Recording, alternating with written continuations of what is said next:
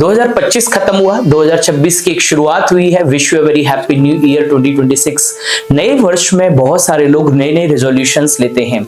आइए कुछ रेजोल्यूशंस मैं आपको बताता हूं जो हर व्यक्ति को लेने चाहिए, वेदर वो स्टूडेंट हो, वेदर किसी भी वर्किंग कल्चर से जुड़ा हुआ हो, किसी भी प्रोफेशनल से जुड़ा हुआ व्यक्ति कोई भी क्यों ना सही, चाहे वो काम करने वाला हो, छोटा आदमी हो, बड़ा आदमी हो, कोई भी व्यक्ति क्यों ना सही हो। ये 7 या 8 रेजोल्यूशंस हैं जो हर व्यक्ति को लेने चाहिए।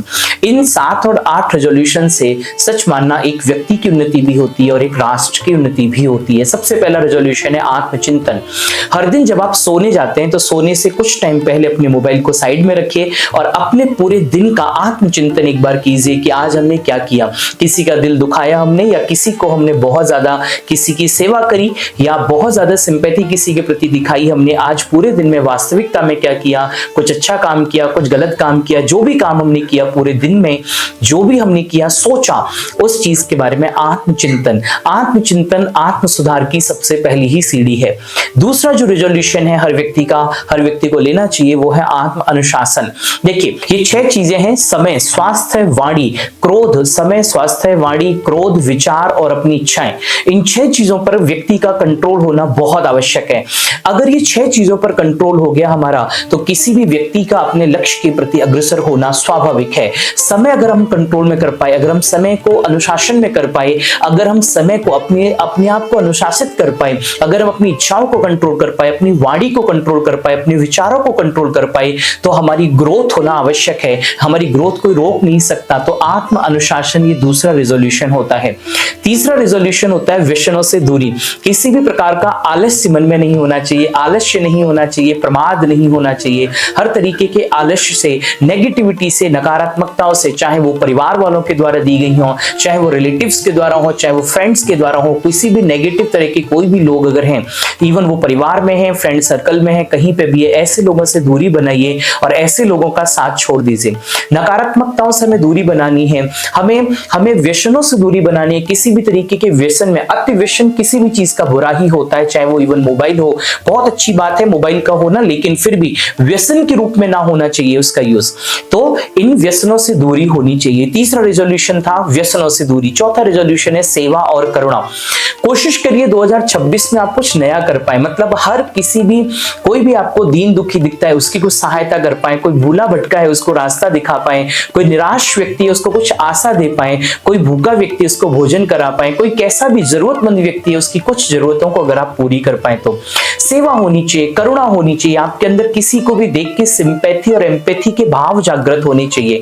आपके मन में उस व्यक्ति को लेकर बड़ी करुणा आनी चाहिए कि हम उस व्यक्ति के लिए क्या कर सकते हैं किसी के जीवन में। तो सेवा और करुणा का रेजोल्यूशन ये होना चाहिए।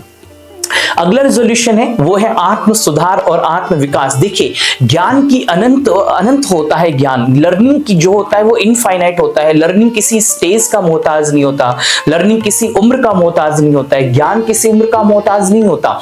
तो ज्ञान और सीखने की कोई उम्र नहीं होती, हमेशा सीखते चलिए, नई नई स्किल्स डेवलप करिए खुद के अंदर। जो व्यक्ति आउटडेटेड हो जाते हैं, जो व्यक्ति खुद को इंप्रूव नहीं कर पाते, जो व्यक्ति समय के साथ नहीं चल पाते, वो व्यक्ति आउटडेटेड ही हो जाते हैं, उन व्यक्तियों की कोई पहचान नहीं रह जाती।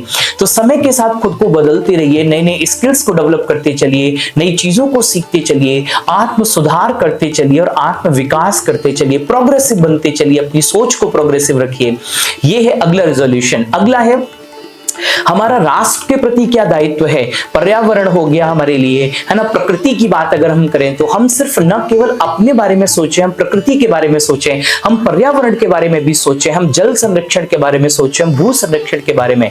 2026 में रेजोल्यूशंस लीजिए कि हम पानी को बचाएंगे, हम पानी बहुत ज्यादा बर्बाद नहीं करेंगे, हम पृथ्वी को बचाएंगे, हम बहुत ज्यादा प्लास्टिक्स को यूज नहीं करेंगे, हम बहुत ऐसी चीजों को यूज नहीं करेंगे या कम करेंगे जिनसे हमारे नेचर को नुकसान पहुंचता होगा। ये रेजोल्यूशंस लेना।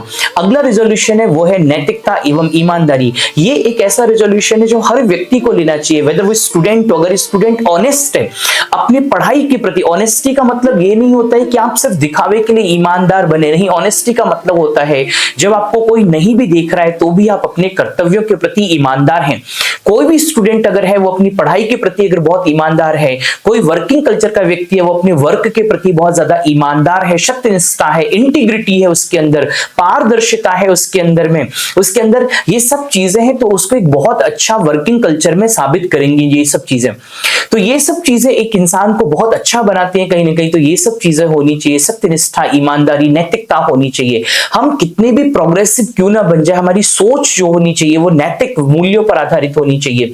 हमें अपनी सोच में नैतिकता को जरूर ध्यान में रखना चाहिए। ये रिजोल्यूशंस हमें लेना चाहिए। और लास्ट में एक रेजोल्यूशन जो लेना चाहिए, जो मुझे ऐसा लगता है जो हर व्यक्ति को लेना चाहिए, और वो है अपने धर्म के प्रति और ज्यादा जागरूक बनिए। कोई भी एक ग्रंथ पकड़ लीजिए, सबसे अच्छा ग्रंथ तो श्रीमद् भगवत गीता है, श्रीमद् भागवत महापुराण है, श्रीमद् भगवत गीता, श्रीमद् भागवत महापुराण आदि को पकड़ लीजिए।